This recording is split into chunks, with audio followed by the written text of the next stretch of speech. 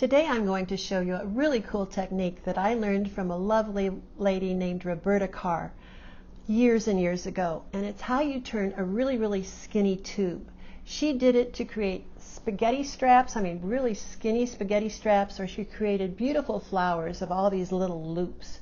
So let me show you how we do it. It uses bias cut fabric. So with bias cut fabric, it has all of this give. And of course you want to cut your tube as longer than what you're aiming for. When you start sewing, you're going to sew giving yourself a wider funnel to start. Do you see here on this one? I've started wide and then I've come in narrower. So very wide to start with, and then you can come very close to the fold. You just want to be wide enough that your big heavy turning needle can go through. Now the other hint is that you want to have pull from the back as well as the front. You want to create tautness. You want it stretched as you sew, because you don't want this spaghetti strap to pop. So I'm really pulling it from the back, but I'm letting the feed dogs feed it through.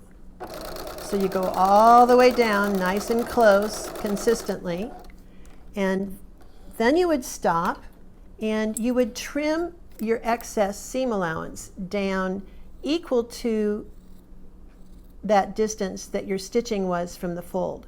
Now the other thing that you can note here, do you see how small my stitches are?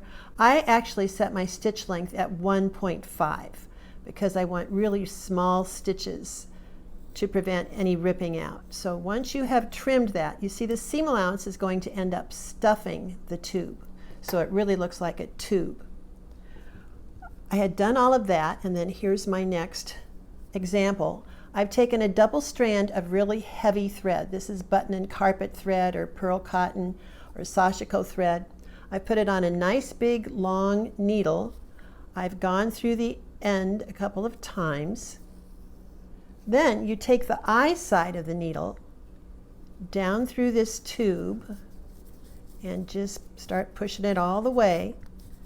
The next step is the only hard part. You just have to wet your fingers and get this initial edge, this initial end coaxed to start to turn back within itself. And you see that's going to happen easier because I have a cone shape there at the end. If you had stitched really close to the fold initially, you would never be able to get this started.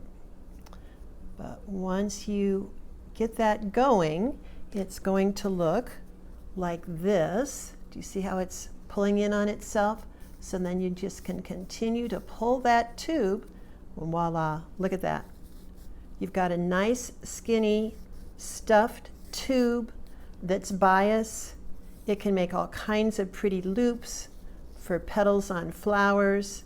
It's just really a versatile, fun little couture trick that I thought was worthy of a video here at my YouTube channel. So have fun with skinny turn tubes.